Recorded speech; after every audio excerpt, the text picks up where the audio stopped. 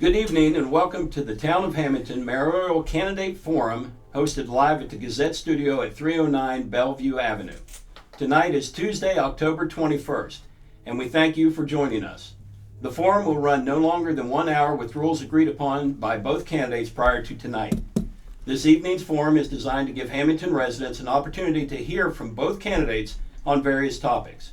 Each candidate will begin with a 4-minute opening statement with the order determined by a coin toss. We will then move into rotating questions with each candidate given 2 minutes to respond, followed by a 1-minute rebuttal. The candidate who opens first will receive the first question, and the order will rotate thereafter. The forum will conclude with 4-minute closing statements delivered in reverse order of the opening. All questions have been prepared and were held exclusively by the moderator. The focus tonight is on local issues relevant to the mayor and council roles. Candidates have been asked to bring their own pen. LNN USA has provided blank notepads. No other items or electronics are permitted. The camera will remain focused on both candidates throughout the evening. As moderator, I will refer to the candidates as Steve and Tom, as agreed upon during a pre-forum meeting. A visible clock facing the candidates will track time for each segment, and candidates are expected to adhere to it. Finally, please note this production will not be edited, and only the candidates, moderator, and production team are present in the studio during recording. Gentlemen, thank you both for being here. Let's begin tonight's conversation with opening statements. Tom, we'll begin with you.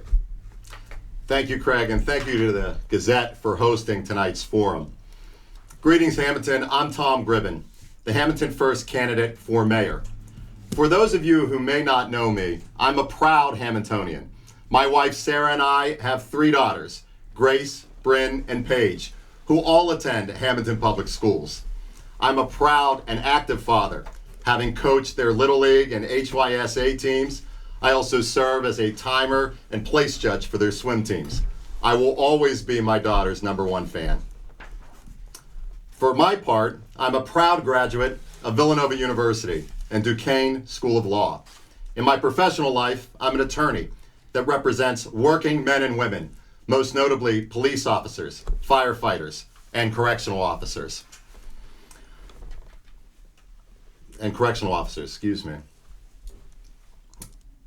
Many of you know that I'm also a man of deep faith. I attend Mass regularly with my family, and I am a man of deep integrity. I remain true to my word.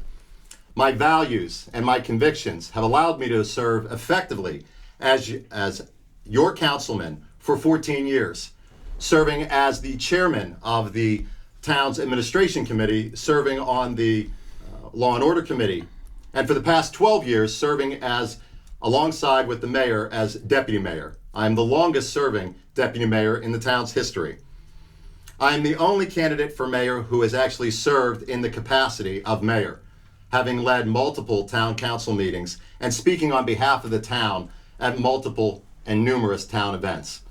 I am ready to lead Hamilton on day one with the same fiscally responsible record that I've established over my 14-year career on town council. Becoming the next mayor of Hamilton would be the honor of a lifetime. I am equally honored to have received the endorsement of Mayor Steve DiDonato, as well as former Mayor Ed Marinelli and former Mayor John DiDonato. Like them, I pledge to you that my top priority as mayor will be you and your family. I will work with anyone who has the best interests of all 15,000 residents of our town in mind.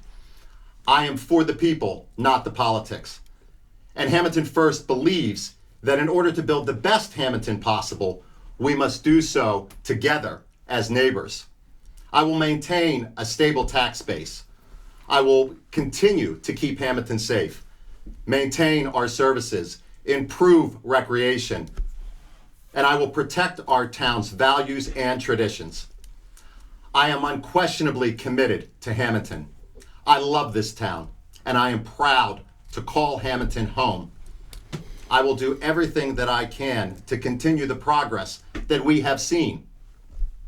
I am proud to see how far Hamilton has come under the leadership of Hamilton First. My running mates and I are just like you. We are taxpayers. We are parents. We share the same concerns. We hold the same hopes. We know that Hamilton's best days still lie ahead.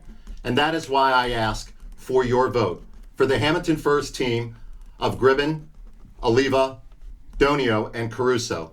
Together, we will ensure that all of Hamilton's tomorrows are stronger, safer, and better. Thank you.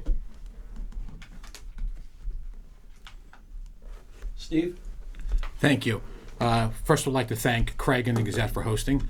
I know this is an enormous production, and I appreciate the time. Also want to thank Tom for participating. Tom and I were talking before it started, and Tom, I believe, is right. This is the first time that a mayor forum or a mayor debate, whatever you want to call it, has ever happened. So it's exciting to participate in it. So thank you. As far as it goes with me, my story, I'm a fourth-generation Hamiltonian. My wife, Brandy, and I have 2 kids. My daughter, Lorenza, is 18 years old. She's a freshman this year at University of Delaware. My son, Giacomo, is 15. He is a sophomore at Hamilton High School. When I started 13 years ago or 14 years ago, he was this big, and now he's this big. So we've come full circle in my family. I've served for the past 10 years as the chair of the Water and Sewer Commission, the water utility. I am also a member of the Public Works Committee, the Airport Committee, and I'm a member of the Parks and Recs Commission.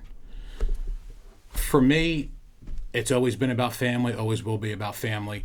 And as I said, I'm a fourth-generation Hamiltonian, and as such, most of my family at one time or other has worked doing something in Hamilton. Expressway, Sears, Whitehall, Kessler Shop, the hospital. Not Kessler Hospital, Kessler Sewing Shop. My mom supported us working at the Hamilton News. So, and she worked 2 jobs while my sister and I were growing up. So it's that type of family that engages me, gives me that Hamilton instinct. And a couple of things I wanted to say regarding that. One is a couple of quick memories I had that I thought were relevant here. When I was probably 7 or 8 years old, I can remember going with my grandmother Grace Saya at the Sears on Bellevue Avenue, putting the stickers on the wish books and handing them out to the patrons, and I guess they would use them for mail. I remember when I was in 2nd grade, when my Ann Falcone worked for Town Hall, and we went to see Ronald Reagan, and it was an amazing day. And I remember the 2 of us, she had tickets to go kind of real close up front, and we carried around a folding chair so I could stand on it so that I can watch and watch history be made in Hamilton. Like I said, I have 13 years experience on town council. I've also been the head coach of my daughter's softball team with the Little League for about 8 or 9 years. I was the head coach for HYSA soccer, both club and travel, for about 10 or 11 years. I'm a member of the Sons of Italy. I'm also a proud member of the Hamilton Lions Club. And that's what I want to say right now. Thank you very much. I appreciate it.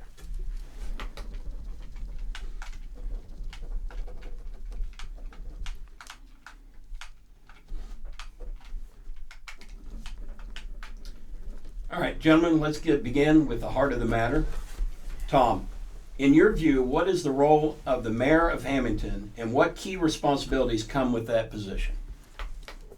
The role of the mayor of Hamilton is to be the face of the town, the true leader of the town. And I believe that I have the skills and ability to do that. I've had 14 years of experience on town council serving as deputy mayor, as I stated in my opening. You want to be able to bring the town together and to have unity in the town. I think that is the most important job of a mayor, is to work with both sides to have the best outcome for the town possible. And I can do that. And I have shown that I have the ability to do that, to work with anyone that has the best interest of this town at the forefront. That's what I want for Hamilton. I was not born and raised here, but I chose Hamilton. And I think that is one of the greatest testaments to our town, because I share its values and I love this town. My wife was raised here, and we chose to raise our family here. And I'm proud to be doing so. And I got involved because I wanted to make sure and ensure that my children and their friends and our families and your families continue to enjoy a Hamilton that is the best place possible. And I think that we have seen that over the course of Hamilton First leadership on town council. Our town has seen a renaissance that I'm very proud of, and I want to continue that. Again, I believe I have the skills and ability to do that. I am actively involved in our town.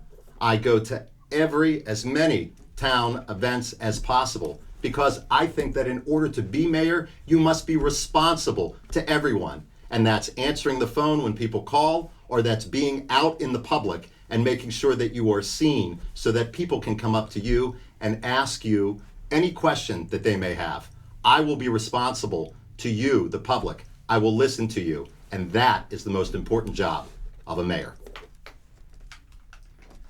Thank you. Steve, in your view, what is the role of the mayor of Hamilton and what key responsibilities come with that? Thank you, Craig. So the number one role of the mayor is to provide public safety. It's the number one role of both the mayor and town council to make sure that our residents here are safe, that they are safe, they feel safe, and that they have a safe community to live in. In addition to that, we as a town council and mayor have to provide proper public services, trash pickup, make sure the recycling is taken care of even though it's done through the county, water and sewer, provide for our residents. Those are things that we must provide. Those are fundamental things that you as a resident expect from us. In addition to that, we have to be fiscally responsible. We have to make sure that the town is affordable at all times. We can't go and be a town like those in Camden County where it's just unaffordable. The property taxes are too high. You have to maintain that level of fiscal responsibility. We also need to maintain our character, our values, our traditions. As much as we have changed, we've stayed the same with that small town feeling, and I believe I'm the guy to give you that vision moving forward as I've experienced it all my life. The other thing I wanted to say is, and I believe a mayor really should put his head down and work hard. And I learned that, I will say this, I learned that from Steve DiDonato. You put your head down, you work. And that's something I'm good at, that's something I'm willing to do for the town, is just put your head down, focus, and do the job that's ahead of you. It's not an easy job. No, it's not easy at all. But if you put your head down and you're committed to it, you're committed to the residents, and you're committed to doing the right thing, I think we could all be successful. Tom, rebuttal? Yes, the job of any mayor is to make sure that services are provided to the residents, what you expect. And there are 7 members of town council to help make those decisions. The mayor must be able to lead each individual and set the agenda and make sure that we are providing those services and that the committees are working as they should. As far as safety, it goes without question that safety is at the top of the list of any mayor. And I believe that we have, and I put forth a plan with my team of a plan to keep our town safe, And I appreciate having the endorsement of Mayor DiDonato. He has truly been responsive to all residents, and I've learned that from him. Making sure that you provide your phone number, making sure that you're out there in the public, and being responsive. He's done the best job at that. I hope to follow in his footsteps. Steve, rebuttal? No rebuttal for this. All right, moving forward, let's talk about priorities. Steve, if you had the authority to issue an executive order on your first day as mayor of Hamilton, what would it be and why? So in terms of priorities, again, I'm going to keep going back to fiscal responsibility. We have to be fiscally responsible. In terms of issuing some sort of an executive order, which is it's a little tricky to do, here's what I'm going to say. We have things that have been batted around that we can fix right in day one. A very simple one that I think the taxpayers would get behind and the residents. We have beat the tree ordinance to death. On day one, we presented a tree ordinance. We're going to go with that. It's been beat around for 18 months. We're going to go with something that makes sense for the residents. I can go into details, but we have a plan and it makes sense. In addition to that, on day one, I would also formulate a plan where all of our chairs, each heads of our departments meet at least quarterly collectively, instead of meeting separately, meet together. The reason why. Let's see where we can establish efficiencies. Let's see where, if we have overlap, how we can fix it and how we can help. Those are the things I would start with, day one. Tom, if you had authority to issue an executive order on your first day as mayor of Hamilton, what would it be and why? The executive order that I would issue would be to expand our police department. And I believe that we need more officers in order to continue to keep Hamilton safe. I know that by serving on the Law and Order Committee, I understand the needs of our town and our police department.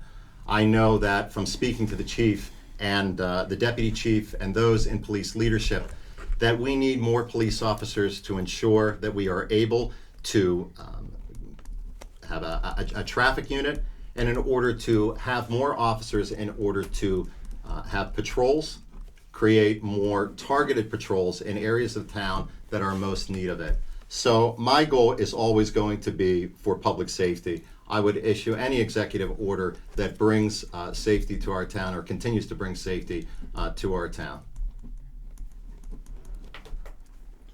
Steve, a rebuttal?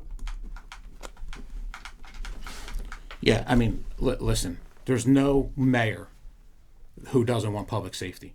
There's no mayor who doesn't want to make sure our community is safe. We have guidelines that we follow that the chief asked for. The chief has never asked, as far as I know, for an officer to be hired that we either didn't hire or he couldn't find and it was extended. So yes, public safety is paramount, no doubt about it. But to say that we're going to issue an executive order for more police is I think it's a little simplistic. There's more to it than that. Tom, a rebuttal? Well, yes, I mean, by serving on the Law and Order Committee, I just understand the needs of our town, and I know that there are certain things that our town would need. Obviously, the question was if you could do an executive order. We know that there is no power that a mayor has to issue an executive order. It was more of a hypothetical. I would certainly work with all of council in order to make sure that we provide public safety to our town and make sure that our departments are providing the services necessary to run our town effectively. All right, gentlemen, you talked on this topic. This is a chance maybe to go a little more in depth on that. Public safety is a top concern for any community. What specific measures would you take to improve safety in Hamilton, and how would you fund those initiatives? Tom? Thank you, Craig. Public safety is one of my priorities, and as I said, I have listened to the needs of our department, and I know that the leadership of our department is asking for additional resources and additional officers because there have been officers that are out injured, and we need to be able to cover the shifts necessary to keep our town safe. So it is something that I would look into with the Law and Order Committee and ask council to consider the funding of new officers. You know, I'm proud to have the endorsement of the Fraternal Order of Police Lodge 5 because I said in my opening, you know, I am a police attorney. It is the work that I do each and every day. I understand law enforcement, I respect law enforcement, and I will continue to do everything that I can to show law enforcement that we respect and we support them. We've done that on council by providing them with updated equipment and the resources necessary to not only keep Hamilton safe, but to keep our officers safe as well. In terms of funding, I know that at the beginning of 2026, we'll have about $500,000 of debt fall off. We'll see savings there. Additionally, we have Triad, who has been seeking grants for us. They've been our grant writers since the beginning of COVID, and I know that there are specific grants out there for law enforcement that we can seek. We will uncover any grant that we can in order to continue to provide either updated equipment or alleviate the tax burden so that we can afford to hire more police officers. Steve, what specific measures would you take to improve safety in Hamilton, and how would you fund those initiatives? So again, I'll reiterate as well. Public safety is paramount. It's the number one issue here in town. Always has been, always will be.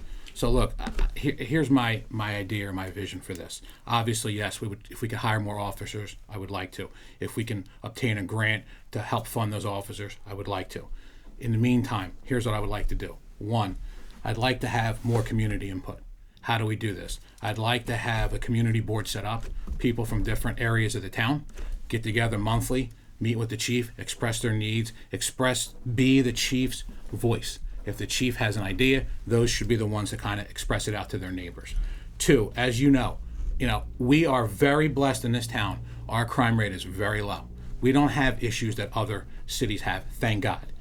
We have a rash of car break-ins right now. So how do we handle that? We put more officers on the street. We put them in the hot spots so we know that we're monitoring as best we can where those hot spots are. In addition to that, I think it would be appropriate if we did some sort of monthly report. One, so that the residents know what's going on, so there's the checks and balances. And two, I believe that acts as a deterrent. It acts as a deterrent if the criminals know we're coming after them. In this case, let's talk car thieves specifically, and we're vocal about it, then I think you back them down. In addition to that, we can install more cameras. We don't need to spend thousands and tens of thousands of dollars on cameras, but more cameras on Bellevue, more cameras on your hotspots. We had a meeting yesterday, and someone dumped over last couple of days a load of tires behind the Kiwanis Club, the Kiwanis Pavilion at the lake. We're trying to see if the camera that we have out there picked it up. Those are common sense things that I think we could do that'll work for public safety. Tom, rebuttal? Yes, I agree with our police administration that more patrols are necessary, and Hamilton is not unique to car break-ins every now and then from juveniles, and it's not limited to Hamilton. It's happening all over. But I think that if you have more officers out there, the areas that they are. We're very blessed in Hamilton to have active residents that express their opinions, express their ideas, and I know they'll continue to do that. Our chief, I'm very proud of our chief. I'm very proud of our department. Our police department is the finest in New Jersey, in my opinion. They do a fantastic job, and I want to continue to support them so that they can provide safety to this community. I know that our chief will listen to residents and will do everything that he can to make sure that if there are areas of the town that need additional patrols, that he will certainly do so. Thank you.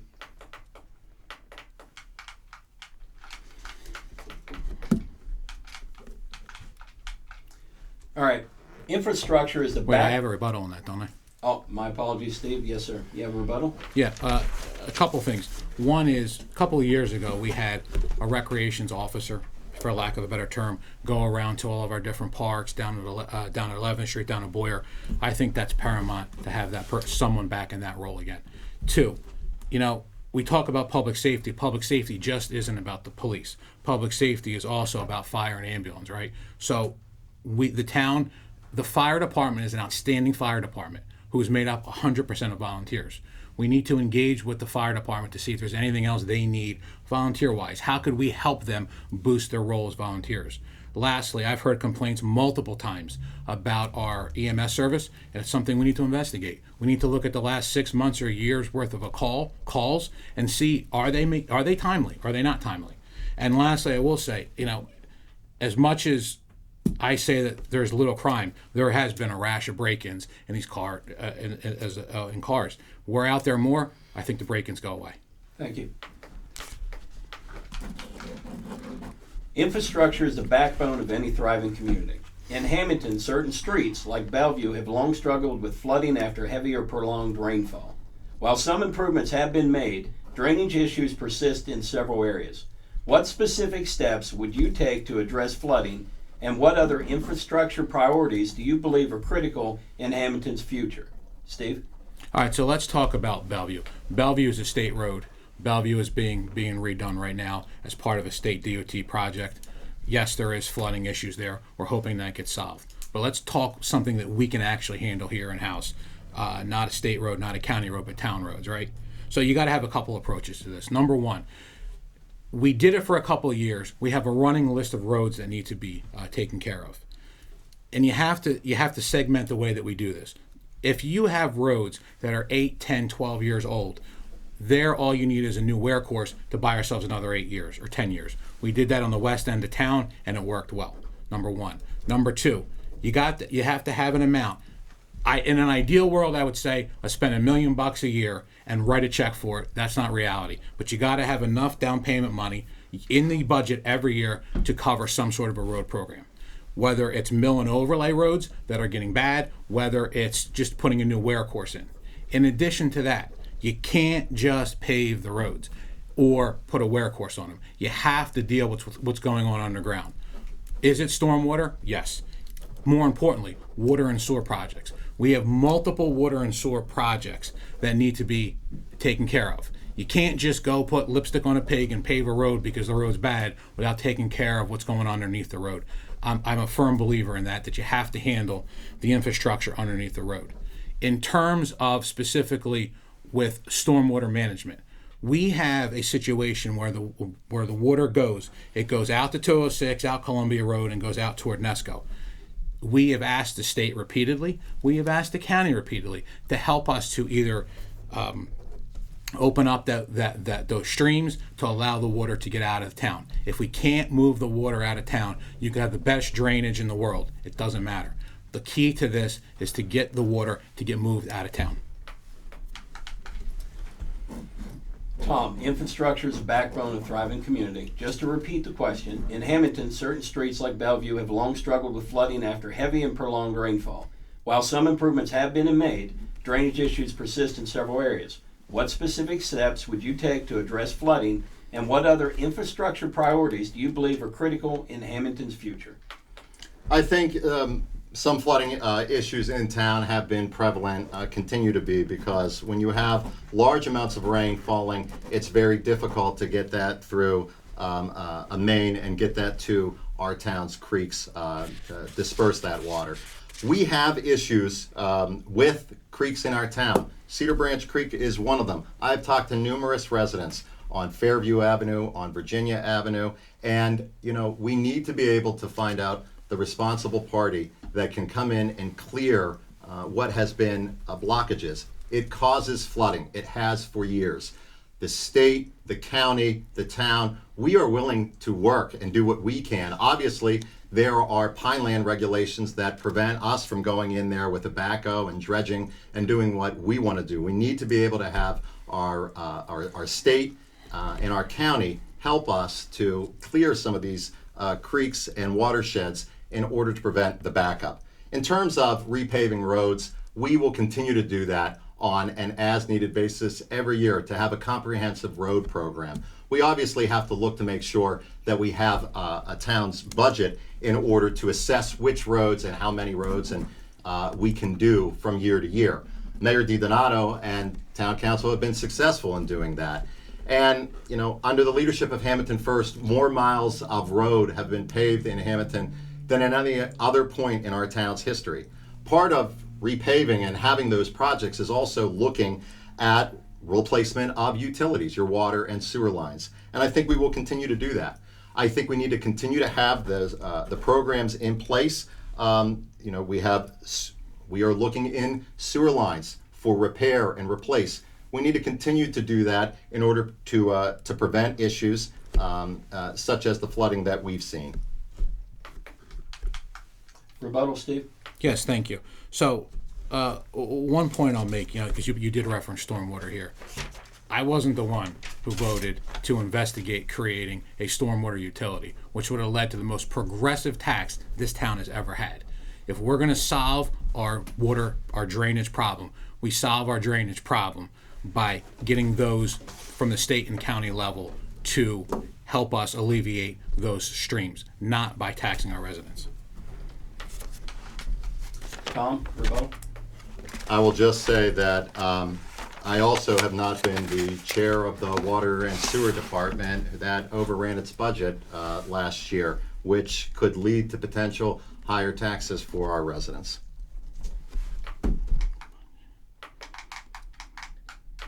Thank you. All right, Tom, given the economic challenges facing communities nationwide and recent decisions like council's rejection of the cannabis manufacturing facility, how should we balance economic development with our town's cultural values and identity? Are there specific types of businesses you believe should be discouraged or prohibited in Hamilton?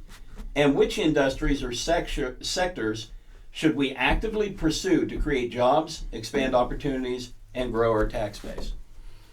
Yes. You know, the state passed referendum, you mentioned the cannabis, that was passed by the voters of the state of New Jersey. It was passed with a majority here in Hamilton. One of the first actions that we took on town council, I don't know if I made the motion, but if I didn't make the motion, I seconded it. But it was to immediately outlaw dispensaries throughout the town of Hamilton, and that was passed unanimously. But I think in terms of economic development and preserving the character of our town, we also have to be able to make sure that we are looking at every issue possible and determining whether or not it's going to bring economic vitality to our town. That is what you've elected me to do, to look at every issue. I don't claim to have all the answers. I'm a very detail-oriented person. I like to have as many facts as possible in order to make a proper decision. And I have done that throughout my tenure on council. I always look at every information, hear both sides of the argument, and then listen to the public. That's the best way to be able to preserve our town's character and identity, is by listening to the public. I do so, and I've done so with all of my votes on town council. And in terms of which businesses I would continue to support, I think the best businesses for Hamilton are small businesses and supporting small business. And that is something that I intend to continue to do, and what we have done in supporting the culture of our town. Small business is the backbone of Hamilton, and I will continue to support small business. Thank you. Steve? Yeah, just to go back for 1 second. In 2024, my budget of 6.2 or 6.3 million was expended by $7,000. Back in November of 2024, I brought it up in Public Works. I said we have $80,000 in unpaid bills from insurance companies that did damage to whether it was our fire hydrants. And I was told by the mayor, Stephen, everything is going to be fine. Go ahead and pay the bill. So we paid the bill. In addition to that, just keep in mind, approximately $1.6 million a year from the utility budget goes to balance the town budget. So when we're talking $7,000 and there's $1.6 million being taken out of that fund for town purposes, be cognizant of it. As far as it goes, to answer the question directly, look, economic development, it's a huge issue. It's a huge item. I will also point out the fact that I didn't vote to have a marijuana grower steps from our downtown. In terms of economic development specifically though, every municipality in the county, every county in the state, and every state in the country is seeking businesses, new business opportunities, okay? Here's what we did. We had to do something a little different and a little unique. One, we are going out and we're going to put in solar panels on our 8th Street field, on our 8th Street landfill, which is going to generate about $400,000 a year for us. Two, we've expanded our municipal court system to, again, it provides positive cash flow.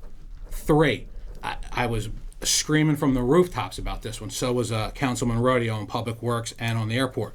We've taken over the gas business. Do we want to be in the gas business? No, but the gas business at the airport is a definite moneymaker. And I'll leave you with this.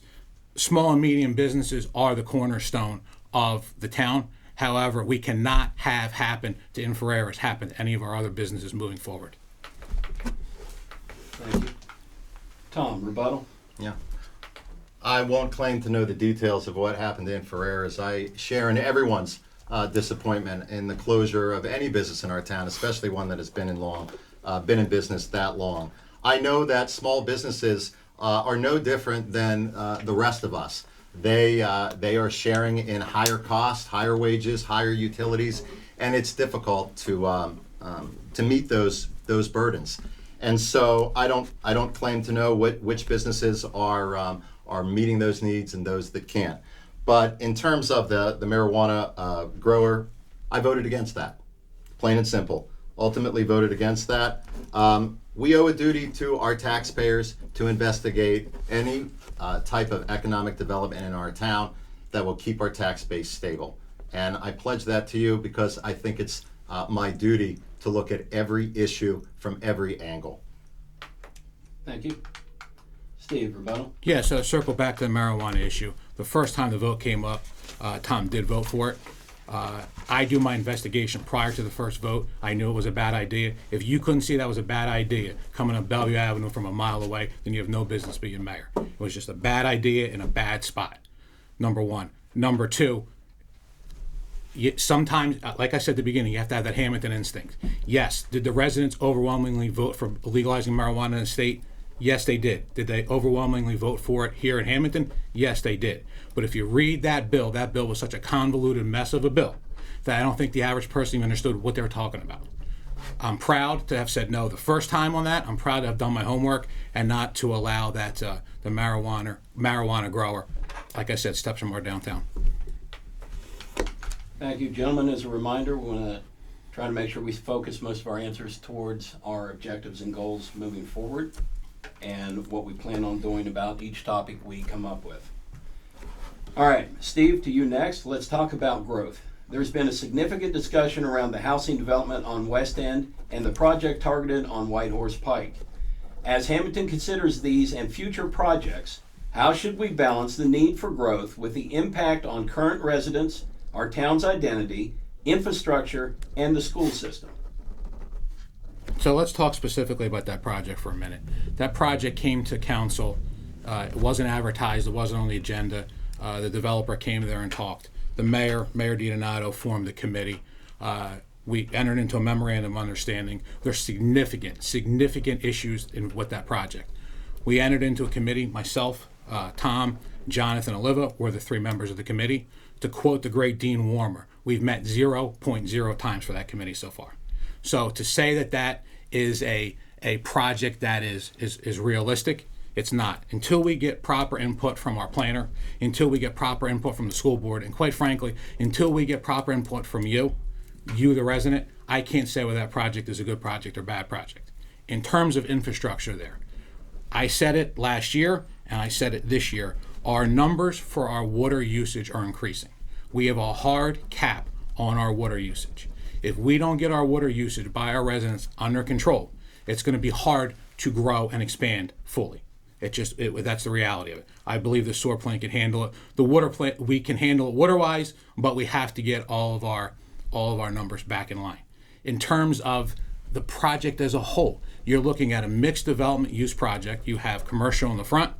Now, you're going to offer them a commercial abatement, but we have other businesses in town who are looking to expand or move that don't get that abatement. In addition to that, you're talking about building 102, 103 houses on postage stamp size lots. I don't think that's it agrees with the character of our town. Thank you. Tom, again, the question was, there's been significant discussion around the housing development on West End and the project targeted on Whitehorse Pike. As Hamilton considers these and future projects, how should we balance the need for growth with the impact on current residents, our town's identity, infrastructure, and school system? Thank you. So the plan on the Pike is a concept. It's just that, a plan. We have not been presented with any detailed information in order to make a decision. It ultimately would not be the town's decision. That would go before our joint land use board, our planning and zoning board. Let's talk about that development on West End. And I think it's important for our residents to realize how that project came about. That started in the early 2000s after that town council, this is prior to Hamilton First coming in to leadership, that town council failed to pass a fair share housing plan. And a developer brought a builder suit against the town, received a judgment for a multi-unit low-income housing development. That fell in the lap of Hamilton First when Hamilton first took leadership in 2005. And, we were able to negotiate a settlement of that in order to achieve what we are seeing out there now, which is, market rate units built by a very quality a builder, Lennar. They will be $450,000 plus units with very small set aside. And so what we did was take what could have been a very large problem for the town and turned it into market rate housing. I believe that we will continue to keep in mind the needs of our town, but also make sure that those that we appoint to the Joint Land Use Board, the Planning and Zoning Board, make sure that they will enforce the safeguards, our regulations, our ordinances, to make sure that we are only allowing approved development in the zones throughout our town. Steve, a rebuttal to that? Yeah, the second part of your question was regarding schools. Look, the reality is this. If you drive down the Whitehorse Pike toward Acco, Waterford area, everything to the right side of the Whitehorse Pike, those students go to high school in Hamilton. Currently at the, you guys okay? Yeah, please go ahead, Tom. He's going to time you in the back. Okay. We'll give you. All right, let's get this time. clock down then. It's annoying me. Thank you. For the viewers at home, we had a clock problem, which probably threw Tom off in the last question, to be fair, and has caused some problems with Steve. We're going to a manual clock in the back of the room. Steve, let's start that rebuttal at 1 minute on the clock. So, like I was saying, regarding schools and redevelopment or development areas, everything on Route 30 to the right-hand side of Route 30, going up to Waterford Acco area, those students go to high school, to our Hamilton High School. If they're not a choice, that's where they go. That's how the deal is struck. You have 500 units being currently built on the old movie theater site on the corner of Route 73 and 30. Those students will be coming here. We now need to seriously have a very serious conversation with the school. How big are our schools going to get? How many students per classroom? How much is it going to cost us? We need to have that conversation. Parents, you need to understand that. I don't know how many kids are coming in from ACCO, but 500 units, that's a lot of kids. We have to grapple with the school and have an honest and intelligent conversation and bring them into the fold for a project of this size. Thank you. Tom, rebuttal? Well, I don't claim to answer for the school board, but I am not aware of any overcrowding in our schools. We are a choice school district, so that means that in addition to the students that come to Hamilton from Waterford and Folsom, we have students from other school districts coming to our town in order to meet capacity. And so I think that if there is continued housing development in our town, smart and housing development, that we will speak with the school district to see if it is still viable to continue to bring students from other school districts in when we will be meeting the needs with those that will be going there from Hamilton. All right. For the audience at home, the clock is back up. We'll be going back on the clock momentarily. 1 second, and we'll start the next question. All right. Let's talk about spending. Do we believe Hamilton needs a comprehensive review of its municipal budget and expenditures? If so, how would you approach the process and what would you prioritize? Tom? I believe that we do a comprehensive review of the town's finances every year. We've done so for as long as I've been on town council. Hamilton doesn't have a spending problem. We are trying to meet our budget needs because of increases to health care, increases to pension costs. We know where the costs are, but we continue to review budgets and continue to look under every stone to make sure that we are spending our tax dollars wisely. What I've done as chair of the administration committee is that we know it's a constant that healthcare costs and healthcare costs of our employees are going to continue to rise. And so when you know that, you want to look to make sure that you might be able to find an alternative that is equal to or better than for our employees, because we do negotiate with their unions and make sure that those benefits are equal to or better than. But we also have to look at whether or not that will provide savings to our town so that we can beat back any type of increases that we'll see in healthcare. Like I said, we don't have a spending problem in town. We will continue to do what we can to keep taxes low. And I think we do that also by employing what Hamilton First has done for years, and that is seek grant money in order to offset any increases to taxes. We've been wholly successful in doing that. Hamilton First has sought and received more grant dollars than in any other time in our town's history. That undoubtedly has led to less of a tax burden, less spending.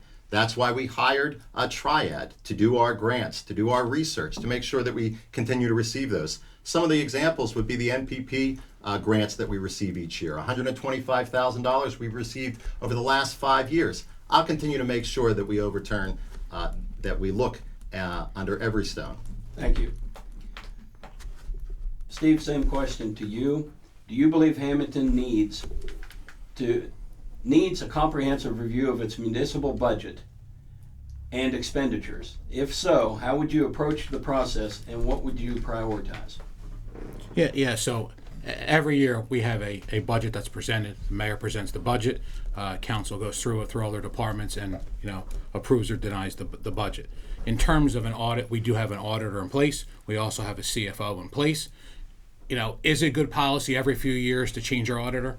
Maybe. I can or can't get on board with that. It's a lot of other municipalities, I will tell you, do it. In terms of what we can do, look, we're going to privatize our health insurance. Health insurance is a huge problem for us. The state plan really isn't. It's not helping us it's fiscally not helping us. It's a tremendous drain to our finances. So we're going to go outside and seek outside health care. In addition to that, you take something simple like ACOA. ACOA is allowing us to go outside. The way the structure sets is the recycling goes to ACOA on Delilah Road. They're allowing us to go out and see if we could seek alternate transportation to save money. We put it out for bid once. It doesn't cost us any money to put that out for bid. Put it out every 3, 4, 5 months. Look, maybe you find a better deal in recycling, maybe you don't, but you keep trying and see if you can find a better deal. Any outside sources we can use in terms of money help balance our budget, keep us fiscally responsible, and also generate cash flow. Like I said earlier, you have the solar field on 8th Street. We rent out our water towers for cell service. We have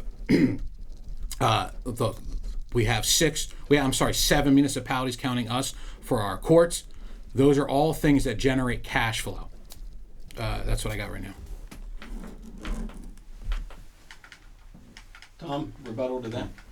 Well, absolutely. You mentioned the solar field out on 8th Street. I'd really like to thank Councilman Jonathan Oliva for spearheading the project that allowed us to choose a solar provider that will bring money into our town and also bring the option for lower electric costs. But Hamilton First, we implemented a process to review and approve each and every purchase order that is over $100.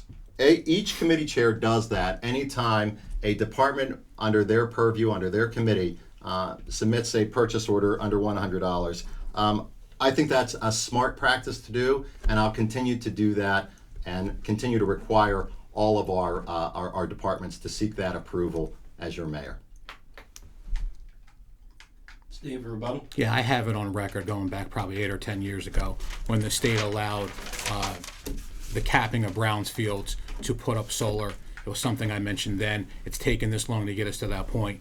We are probably still 2 years out, but this wasn't an idea by one person. Thank you, gentlemen. To the final question. Steve, with rising taxes, energy costs, and overall cost of living nationwide, what steps would you take as mayor to help reduce the financial burden on Hamilton residents at the local level? All right, so, you mentioned the word utilities. Obviously, utilities is a big problem, especially electric bills here in the state of New Jersey. They're completely out of control, right? When this solar complex is done, 2027, 2028, we'll be able to provide reduced cost electric to approximately 1,600 homes. That's a way that we can immediately, as a entity or as a town, provide a reduction in cost to help our residents with electric specifically. In terms of utility, I'll speak specifically to sewer and water. We haven't had an increase since 2014. We've been going good. We've been holding strong. I don't see any increase coming anytime soon. Where we need to go, like I said, is if you're going to go and just say, I want to go and try to bring businesses in, it's not going to work. You have to go and you have to be creative. I think that's something we've done in the past very successfully. By being creative, you generate that cash flow that helps offset your the local property tax burden. Thank you. Tom, with the rising taxes, energy costs, and overall cost of living nationwide, what steps would you take as mayor to help reduce the financial burden on Hamilton residents at the local level? I think this is an important question. Think about this. Prior to Hamilton First being elected in 2005, Hamilton First has been around for 20 years. Think about the 20 years prior to Hamilton First coming into existence.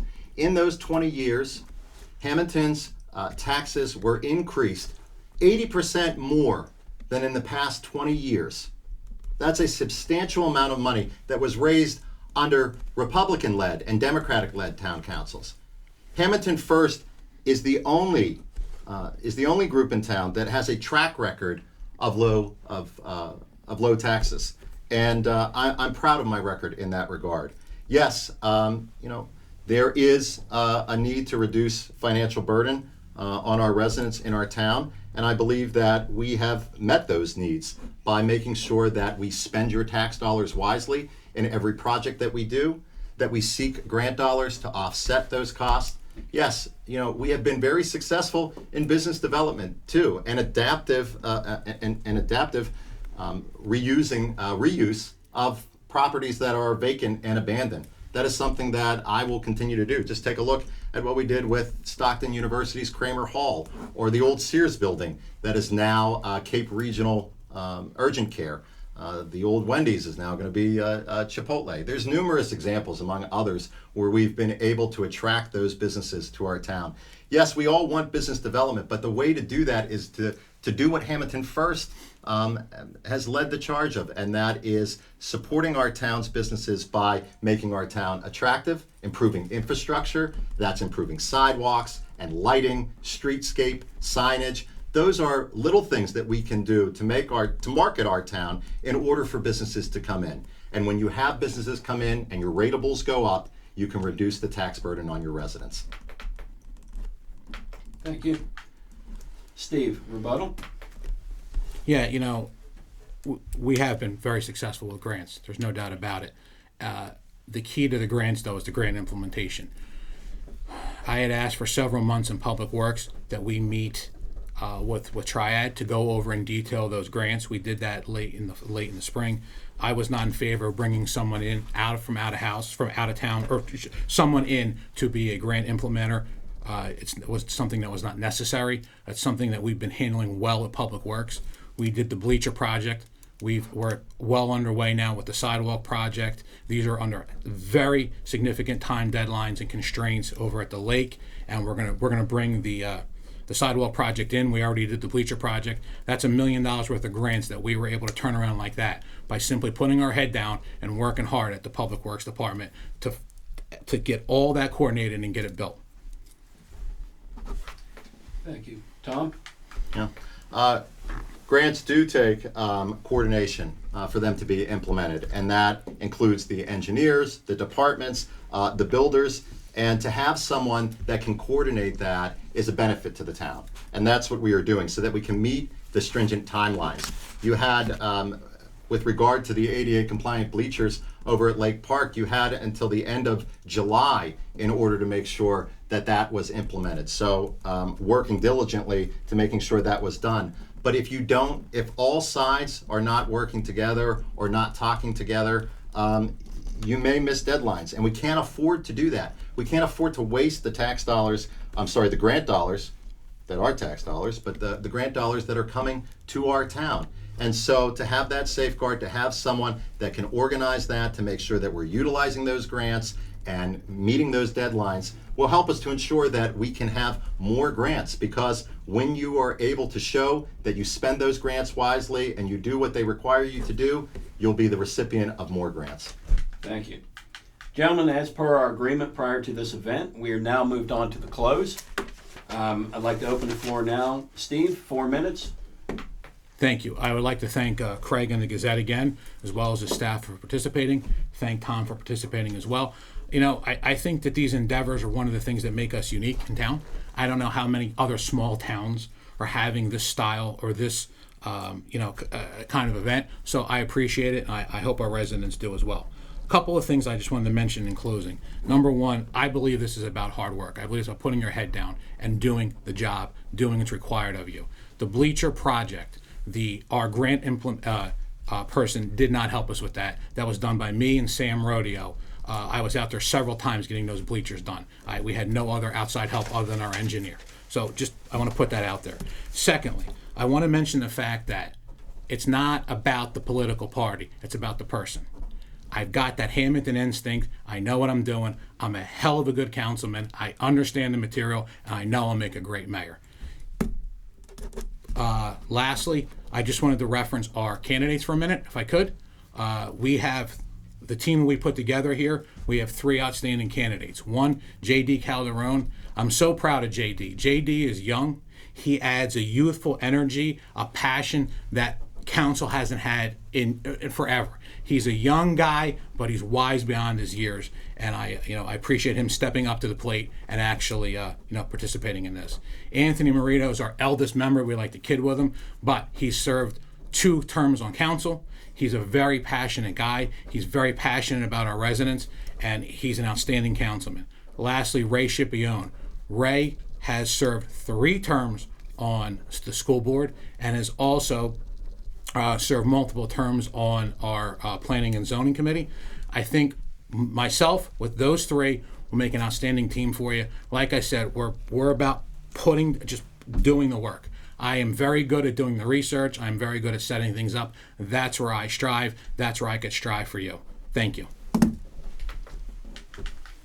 Tom, your final words? Thank you, Craig. And again, thank you to the Gazette and Steve for agreeing to do this. And it is very important to show that we have a level of concern for our town, that we are willing to do this. Serving as your councilman has been an honor, and I look forward to serving you as your mayor. I've shown through my time on town council that I have the record. You know me. Over 16 years, Hamilton has gotten to know Tom Gribben. You know my character. You know my values. You know my children. You know that I have integrity and that I will do whatever I can to make sure that our town succeeds. I hope that you've seen that in the years that I've served on town council. I put the time in. I put the time in with my family, with my job, but especially here in town. I am always responsive to our town. I go to every event that I can not because I'm an elected official, but because I care about our town's organizations. I care about their success. I care about those events. I think that's what makes Hamilton unique, that we have such great organizations in town. We have such great traditions and values. That's what we all love about Hamilton. I have served in order to protect those values. I will continue to do so as your mayor. You know, working together, I think, is the main thing that we need to do. We can't continue to tear each other down or run a negative campaign. Hamilton First has never done that because we know that we have to work together. And you don't achieve that by tearing your opponent down. I've never done that. I never will. You've seen that in my time on town council because, as I said, I will work with anyone who has the best interests of this town in mind. I've shown that. I've reached across the aisle. I'm very willing to work with anyone. And as I said, I don't claim to have all the answers. But if I have an idea and I put that forward and you disagree with it, don't just tell me no, tell me how we can make it better, or tell me your idea. And that's what I always seek to do, is to have collaboration in order to do what's best for our town. That's what small town government should do at the municipal level. We should be working and doing everything that we can together in order to lift Hamilton up. I've shown that. I believe that I have the integrity and the character to continue to do that. And I'm very proud to be running with the people that I am running with. Councilman Jonathan Oliva, Kelly Donio, and John Caruso. We have varied different backgrounds: an attorney, an engineer, a small business owner, a laborer, and a veteran.